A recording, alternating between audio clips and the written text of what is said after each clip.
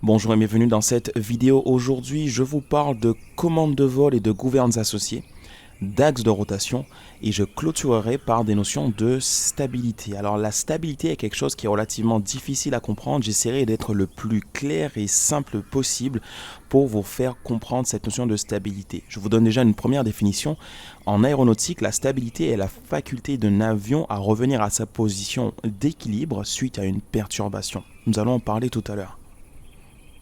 Je me présente, je m'appelle Julien Renaud, je suis pilote de ligne, commandant de bord en compagnie aérienne et instructeur formé à l'ENAC. Avant toute chose, je t'invite à t'abonner à cette chaîne YouTube et à consulter mes différentes formations en ligne en cliquant sur les liens que je t'ai mis en description. Un avion tourne autour de 3 axes. Parlons du premier axe, l'axe longitudinal ou encore dit axe de roulis. Les gouvernes qui permettent à l'avion de tourner autour de l'axe longitudinal sont les ailerons.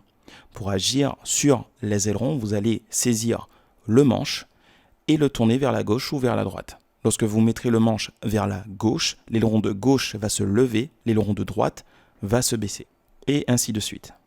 Lors d'un virage, vous avez plusieurs phénomènes aérodynamiques qui vont venir perturber le comportement de votre avion. On parle de lacet inverse, de roulis induit et de lacet induit. Le deuxième axe, l'axe vertical, ou encore dit l'axe de lacet. La gouverne qui permet à l'avion de tourner autour de l'axe de lacet est la gouverne de direction. Les commandes de vol qui vous permettent d'agir sur la gouverne de direction sont les palonniers. Les palonniers sont 2 pédales qui se situent sur la partie inférieure du tableau de bord. Vous pouvez les actionner avec les pieds en appuyant en profondeur sur la pédale de gauche ou sur la pédale de droite.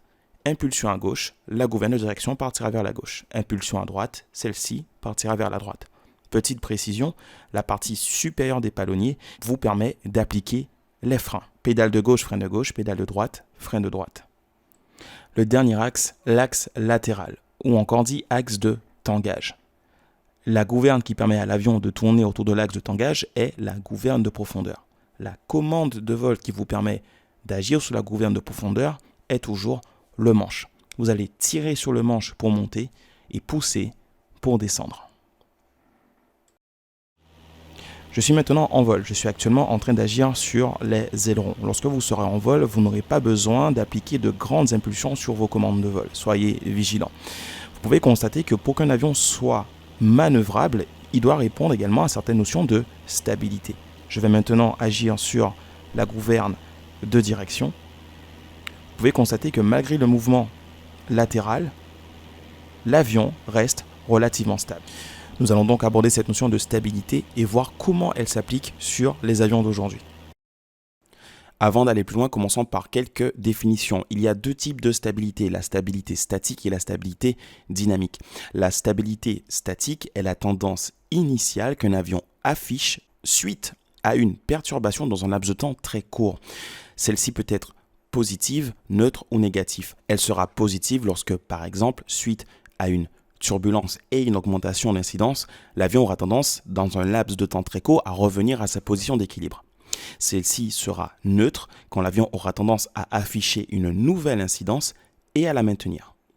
La stabilité statique sera négative lorsque l'avion aura tendance à s'éloigner en permanence de sa position initiale. La stabilité dynamique est la tendance d'un avion à osciller et surtout amortir sa trajectoire suite à une perturbation. Lorsque la stabilité dynamique est positive, l'avion aura tendance à osciller et à amortir les oscillations pour revenir à nouveau à sa position d'équilibre. Celle-ci sera neutre lorsque les oscillations seront constantes. Elle sera négative lorsque les oscillations augmenteront au fil du temps jusqu'à ce que l'avion sorte de son domaine de vol. Nous allons maintenant voir comment, en termes de conception, les différents types de stabilité sont établis sur les avions d'aujourd'hui. Commençons par la première stabilité, la stabilité verticale, ou encore dit stabilité directionnelle. Cette stabilité est la plus facile à atteindre sur un avion léger. C'est grâce à la partie du fuselage qui se situe derrière le centre de gravité ainsi que le plan vertical ou encore la queue de l'avion qui va vous permettre d'établir la stabilité verticale. Alors comment cela fonctionne? Admettons que vous soyez en vol rectiligne, un certain cap, et qu'une rafale de vent vienne de la droite. Grâce au fuselage et au plan vertical, l'avion aura tendance à agir comme une girouette. Celui-ci aura tendance à vouloir tourner autour de l'axe de lacet pour se mettre dans le lit du vent. Cependant, pendant cette rotation vers la droite, comme sur le schéma, une pression d'air va venir s'appliquer sur le fuselage côté gauche. Cette pression de l'air va agir sur le fuselage ainsi que sur le plan vertical. L'avion aura donc tendance à vouloir revenir à sa position initiale. On est donc bien dans une notion de stabilité. Ce retour à la position initiale se fait relativement lentement. Cela signifie que l'avion aura eu le temps de changer de cap vers la droite. Si vous voulez revenir au cap initial après la rafale, vous allez devoir faire un léger virage vers la gauche. La stabilité latérale. La stabilité latérale est en relation avec l'axe de roulis de l'avion.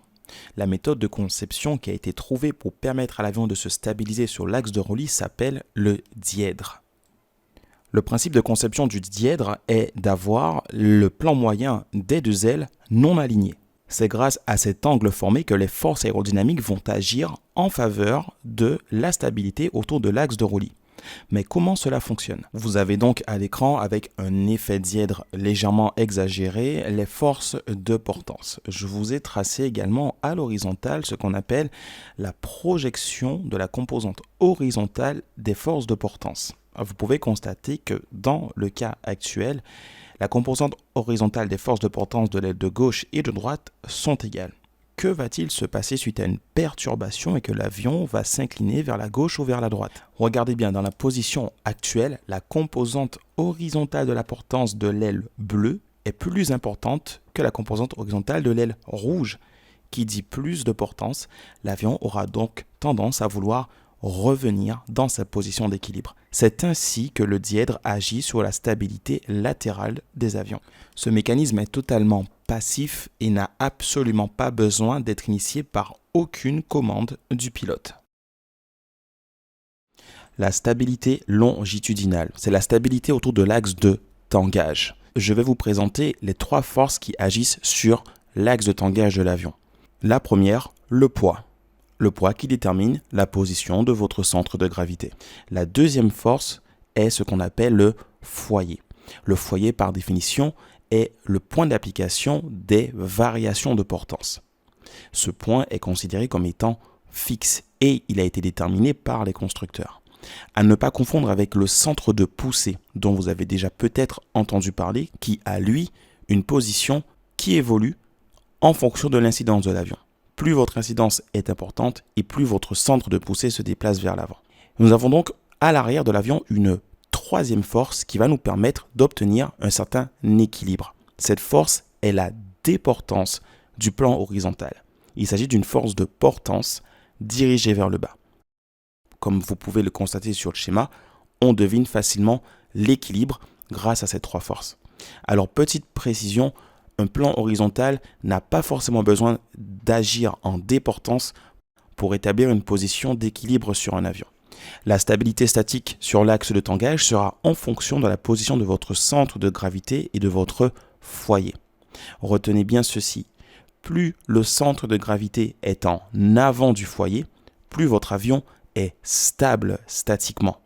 Cela signifie qu'une perturbation aura tendance à ramener l'avion directement à sa position initiale, parce que le moment de force sera suffisamment important pour que le centre de gravité agisse plus rapidement. A contrario, plus votre centre de gravité se rapproche de votre foyer, et puis celui-ci sera moins stable. L'avion aura tendance à ne pas revenir immédiatement à sa position d'équilibre en cas de perturbation, en cas d'augmentation d'incidence. Dans ce cas, une forte stabilité apporte malheureusement un manque de manœuvrabilité. Et à l'inverse, peu de stabilité vous apportera un peu plus de manœuvrabilité.